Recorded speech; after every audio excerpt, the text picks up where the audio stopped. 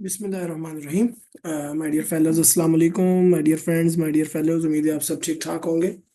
अच्छा, आज हम जो है वो बात करने वाले हैं कि how to find chronological age. हम साइकोलॉजिकल टेस्टिंग जब करते हैं तो साइकोलॉजिकल टेस्टिंग के लिए सबसे पहले ज़रूरी चीज़ जो हमें होती है, सबसे पहले जो हमें पता होनी चाहिए, वो होती है बच्चे की क्रोनोलॉजिकल एज। कि बच्चे की एज कितनी है, फिजिकल या क्रोनोलॉजिकल जिसको हम कहते हैं।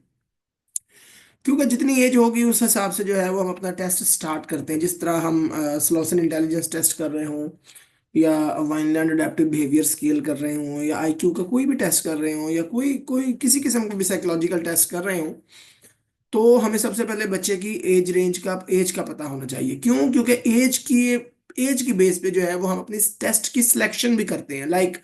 जब बच्चे की अगर उम्र 11-12 साल तक है तो हम उस पर कलर्ड प्रोग्रेसिव मैट्रिसेस का इस्तेमाल कर रहे होते हैं। लेकिन अगर बच्चे की उम्र 12 से बढ़ जाती है, 13, 14, 15, 16 साल तक चली जाती है, या उससे भी ऊपर होती है, तो फिर हम एसपीएम कर रहे होते हैं। इसी तरह अगर हम देखते हैं कि बच्चे की उम्र जो है वो जो स्लॉसन इंटेलिजेंस टेस्ट करने की कोशिश करते हैं हम, तो वो 27 साल तक तकरीबन जो चलता है। अगर VABS 1 करते हैं तो वो 18 साल 11 माह तक, या VABS 2 करते हैं तो वो आगे फिर 90 साल तक। यानी हमारे टेस्ट की सिलेक्शन, हमारे टेस्ट की शुरुआत, ये सारी की सारी चीज़ें जो है ये बेस करती हैं बच्चे की, या बंदे की, या बड़े की, या क्लाइंट की क्रोनोलॉजिकल एज पे या फिजिकल एज पे। तो हम फिजिकल एज को आज देखते हैं कि हम कैसे फाइंड आउट करेंगे। दो तीन सिनेरियोज से सिचुएशंस से हमें वास्ता पड़ता है जब हम बच्चे की क्रोनोलॉजिकल एज को निकालना चाह रहे होते हैं। तो पहला सिनेरियो जो है वो हम देख लेते हैं। ये हमारे पास जी पहला सिनेरियो है, ये वाला। ये मैंने इसलिए ऊपर 1 लिखा हुआ है। अब इसमें क्या होता है बेसिकली, इसमें आपने करना क्या है, आपको डेट ऑफ बर्थ चाहिए बच्चे की। आप सबसे पहले पूछते हैं तारीख पैदाइश क्या है। मसलन इस बच्चे की तारीख पैदाइश है 5/11/2010।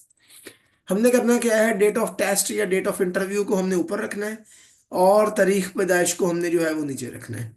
अब जो उर्दू के टेस्ट हैं उनमें जहाँ उर्दू में लिखा हुआ है वहाँ पे दिन इधर आ जाता है, माह इधर आ जाता है, साल इधर आ जाता है।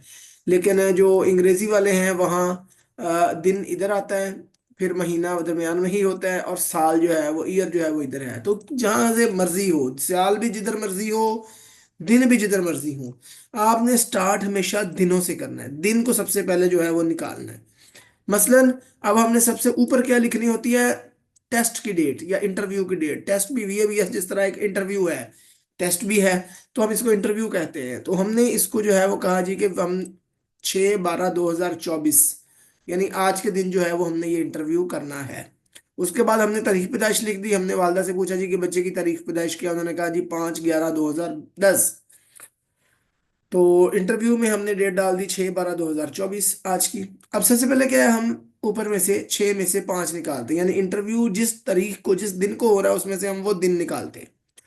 पहला सिनेरियो सीधा सीधा है जनाब, के ऊपर से आपने देखना है कि 6 है, 6 में से आपने 5 निकाल दिए तो एक दिन आ गया। उसके बाद महीनों की तरफ आ जाए, 12 महीने थे, यानी अगस्त के महीने में आप कर रहे हैं तो 12 लिखेंगे, 6 12।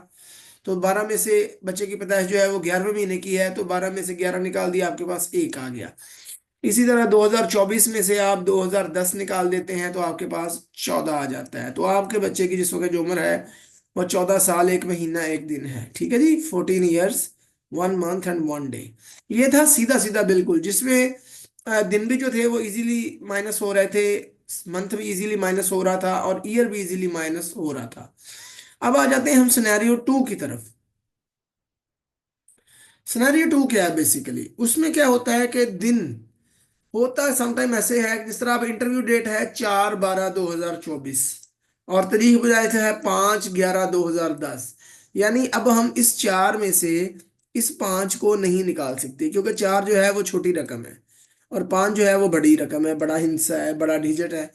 तो हमने क्या करना है, अब हमने 4 में से 5 तो नहीं निकाल सकते, तो फिर हमने वो पुराना अपना मैथ दिमाग खंगालना है कि जब हम कैरी लिया करते थे, तो आपने इधर से 12 महीनों से एक महीना जो है वो उधार ले लेना है, कैरी कर लेना है, और इधर ले आना है। अब चूंकि आपने यहां से मंथ लिया है, लेकिन वो आया दिनों की तरफ है, अब महीनों में से दिन तो नहीं निकाल सकते। तो हमें क्या करना पड़ेगा, हमने जो मंथ यहां से बोरो किया है जब इधर आएगा तो इधर इसको हम दिनों में कन्वर्ट कर लेंगे। तो 30 दिन आ गए। 30 और 4 ऑलरेडी पहले ही हमारे पास मौजूद थे, ये 34 हो गए। 34 में से फिर हमने ये देखें, ये 34 में से जब 5 निकाले, नीचे 5 तारीख है ना, तो 5 निकाले, हमारे पास 29, 29 दिन आ गए। ठीक है जी। यानी इधर से 4 में से 5 नहीं निकल रहे थे, हमने इधर से एक महीना बोरो किया, जब बोरो करके हम इधर लाए तो देखा यहाँ तो दिन है, तो महीने में से तो दिन नहीं निकाल सकते, तो लिहाजा हमने एक महीना जो बोरो किया उसको इधर लाके दिनों में कन्वर्ट कर लिया, और फिर जो पहले से मौजूद दिन थे और ये महीना ये इकट्ठा हो गया तो 34 बन गए। 34 में से हमने 5 निकाले तो 29 आ गए। अब हमारे पास चूंकि 12 महीने यहाँ पे थे, तो हमने यहाँ से एक महीना बोरो कर लिया था, तो यहाँ पे 11 बच गए, ये देखें जैसे मैंने ये लिखा हुआ है।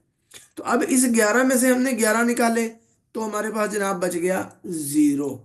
अब इधर आ जाते हैं सालों में, साल एज इट इज जो रहेंगे कि जो 24 में से 10 निकाले और 14, तो आपके पास एज आ जाएगी जनाब 14 साल 29 दिन।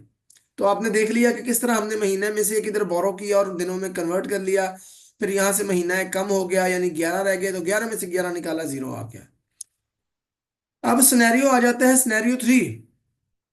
इसमें क्या होता है, बाज़ औक़ात,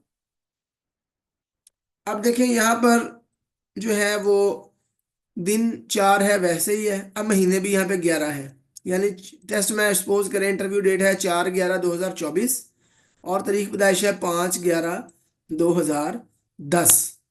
अब हमने क्या किया, हमने सबसे पहले 4 में से नहीं 5 निकल रहा था, दिन निकालने, सबसे पहले दिन, फिर महीने, फिर साल। हमेशा ये फार्मूला याद रखें, जब भी आपने एज निकालनी है तो सबसे पहले दिन निकालने हैं, दिनों में से इंटरव्यू डेट के टेस्ट का जो तारीख होगी उसमें से पैदाइश की तारीख माइनस करनी है, वो दिन निकालना है। अब हम जब इसको माइनस करना शुरू हुए तो वही सिनेरियो बन गया कि 4 में से 5 नहीं जा रहे, इधर से हमने लिया जो है वो बोरो लिए महीना, वो यहाँ आके दिनों में कन्वर्ट हो गया, 30 हो गए।